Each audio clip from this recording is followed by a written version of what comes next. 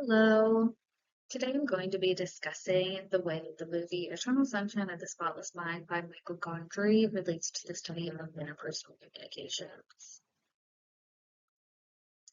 The two characters I will be focusing on are the main characters of the film, Joel Barish and Clementine Krasinski. Clementine and Joel began dating after meeting at a party, and they remained in a relationship for about 2 years. They broke up on a somewhat sour note, and first, Clementine opts to have a procedure where she has the memory of Joel completely erased from her mind, and once Joel finds out that she does this, he does the same procedure. The first concept that I will be discussing is surrounding the de-escalation stage of relationships, specifically the separation and post-separation stages. During the separation and post-separation stages, we are solidifying the end of a relationship, often by notifying the people in our lives, um, dividing up belongings, separating our physical spaces and items from the other.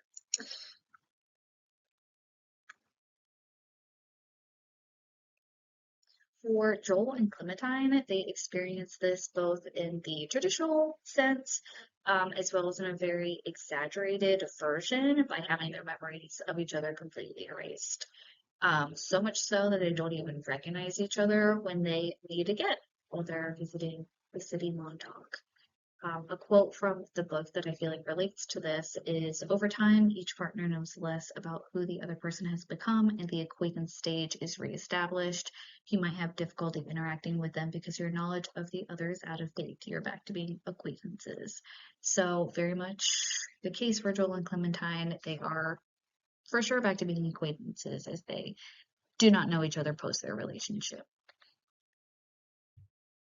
The second concept that I'll be discussing is the social penetration theory. The social penetration theory is a theory that relationships develop through layers of self-disclosure. Self-disclosure is when you share the more intimate or vulnerable parts of yourself, typically things that you only share with people particularly close to you. Um, for Joel and Clementine, the more that they share with each other, the more that they fell deeper in love with each other. But at the same time, the more that they know about each other and the less desirable things, the more that they grew to resent each other. Clementine shares with Joel in a moment of vulnerability a story from her childhood centered around her feeling not pretty and being insecure. This vulnerability showed Joel a softer and more delicate side to Clem, which actually drew him closer to her. But through the same process of self-disclosure, Joel also becomes more aware of Clementine's drinking problems, and he tends to find her unpredictability hard to navigate. Clementine, who also appreciated the way that Joel would ground her, now finds him to be boring and monotonous, and she actually resents him for these characteristics. Um, the text states, although interaction may cease altogether, the effect of the relationship is not over, like something from a science fiction. Once you get on the elevator, you can never get off. Any relationship you begin will always be a part of you.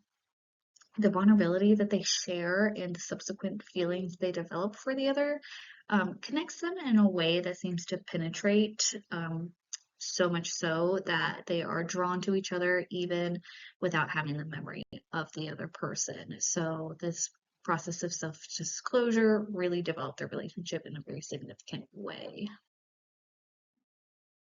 The third concept present in the film between Joel and Clementine is conflict styles. Joel and Clementine have contrasting conflict styles. For Joel, he often practices more avoidance. He tends to not want to discuss areas of conflict and will dismiss Clementine's feelings. Uh, they were at the flea market, and Clementine states that she wants to have a baby.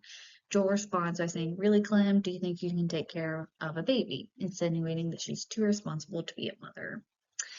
Clementine reacts negatively to this, and Joel wants that they speak about it later. Clementine responds and says, why do you get to say something like that and I don't get to respond with my feelings? Common in avoidant conflict styles is this sort of demand withdrawal sort of situation. Clementine has a more competitive conflict style, so she's often trying to win arguments. retaliating by pointing out Joel's shortcomings in arguments, as well as gunny sacking or dredging up old problems and issues from the past to use against your partner.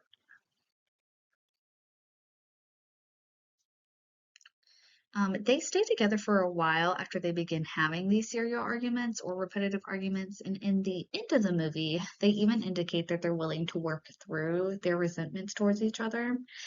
There's a phenomenon in dating that's referred to as a perceived partner uniqueness. So, as stated in the text, regardless of how severe we feel the transgression is, we might not end the relationship if we believe our partner is the only person who can meet our needs.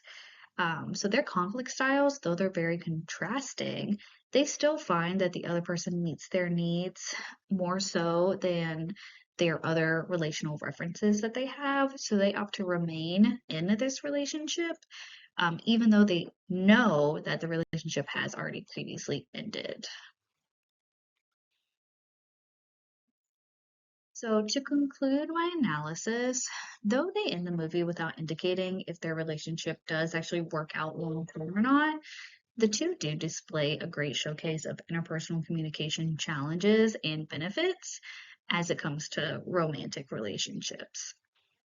Their love both seems to be very grounded in reality, um, and shows a close lens into the conflicts that arise when you're trying to bring two independent people together um, into a harmonious life, but it also really showcases the way that we intertwine ourselves so deeply with those that we develop interpersonal relationships with that it feels like they exist within us for an eternity.